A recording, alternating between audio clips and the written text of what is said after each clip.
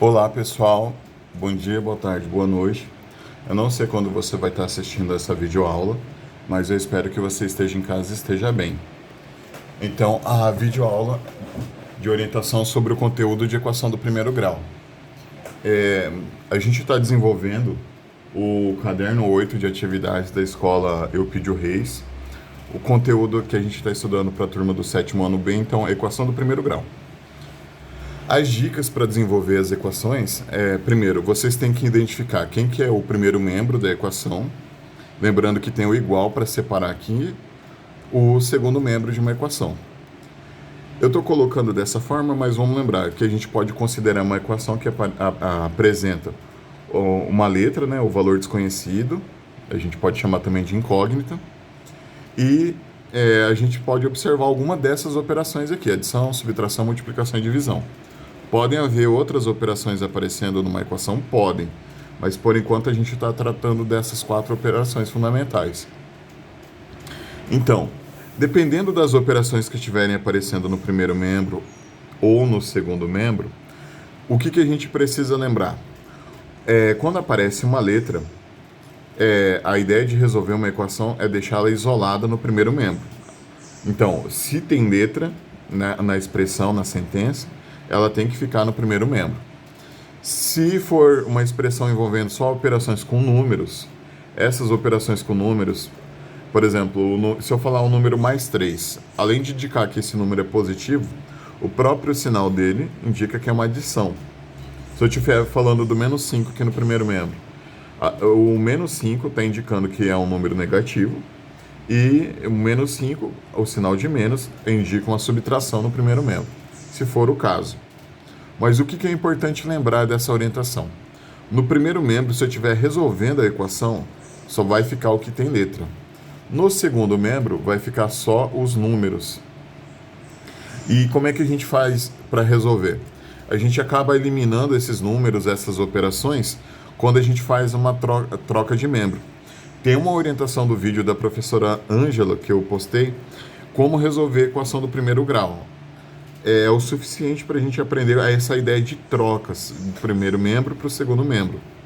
Mas o básico, se você está observando uma operação de adição no primeiro membro, adição, se você for trocar esse número que está aparecendo no primeiro membro, ele passar para o segundo membro, a gente pode entender dessa forma, utilizando aquela ideia de utilizar um número oposto, usar a operação inversa, o inverso. Se é adição no primeiro membro, se tiver troca de membro, quando ele aparecer no segundo membro, vai ser subtração. Se a gente tiver, por exemplo, alguma expressão com letra, se tiver envolvendo subtração, quando ela passar para o primeiro membro, vai trocar de operação, usa adição. Então, toda vez que tiver alguma troca entre os membros, vai ter uma troca de operação. A gente pode entender isso, para ficar mais fácil de lembrar as regrinhas de como desenvolver uma equação, isolar uma letra, uma variável.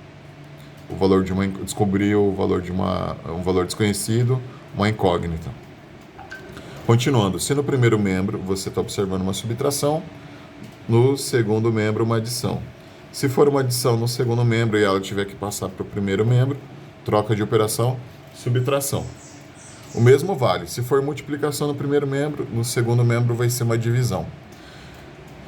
Se tiver uma troca, então no segundo membro, se tiver uma divisão, passar para o primeiro membro, a gente usa a operação inversa, multiplicação, tá? A ideia principal é utilizar o inverso ou o oposto. A gente tem que ter essa noção quando trocar algum membro algum elemento que está de um membro para o outro, tá? Sempre lembrando, primeiro membro, de preferência, que a gente coloca aqui, o que tem letra, para a ideia de isolar a letra no primeiro membro. No segundo membro, a gente coloca os números, as operações. A gente pode ter essa noção para resolver uma equação do primeiro grau. Concluindo aqui, se aparecer uma divisão no primeiro membro, no segundo membro, para a gente isolar ela, aparece uma multiplicação. Se tiver uma multiplicação no segundo membro e tiver que passar para o primeiro, vai mudar de operação, vai usar uma divisão. Além disso, o que a gente precisa lembrar? Em algumas questões está sendo falado ali de conjunto universo. O conjunto universo serve para definir qual tipo de número vai ser a nossa solução. No caso, se a gente estiver tratando de números naturais, qual que é a característica de ser números naturais? Eles são inteiros positivos. Lembrando que o zero não tem sinal, ele não é positivo, mas ele é um número inteiro. A partir do zero, 1, 2, 3, 4, 5, 6, 7, 8, 9, 10, 11, 12, 13, 14, 15, 16 e continua infinitamente, sempre aumentando 1 para descobrir o próximo elemento. Se o conjunto universo for os números inteiros, representados aqui pela letra Z maiúscula, aqui dessa forma. São 3 tipos de números inteiros: os inteiros negativos, o zero, que não possui sinal, e os inteiros positivos. Se a gente reparar bem, essa sequência aqui em diante, o zero que está aqui, 1, 2, 3, 4, 5, 6, 7, 8, 9, 10, 11, 12, 13, 14, são os números naturais. A mesma sequência de números que tem aqui é a mesma representada aqui. O problema é que, por uma questão de espaço, eu não coloquei a mesma quantidade de números. O que eu posso entender? Que os números naturais são todos contidos aqui, ó. A partir do zero são os inteiros positivos.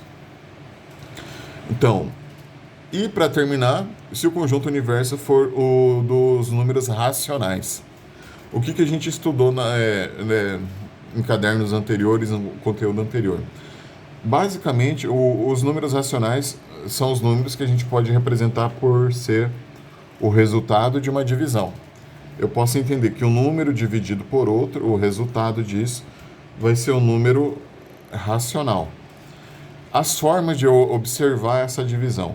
Eu posso ter um número decimal, aquele número com vírgula, ou um número em forma de fração.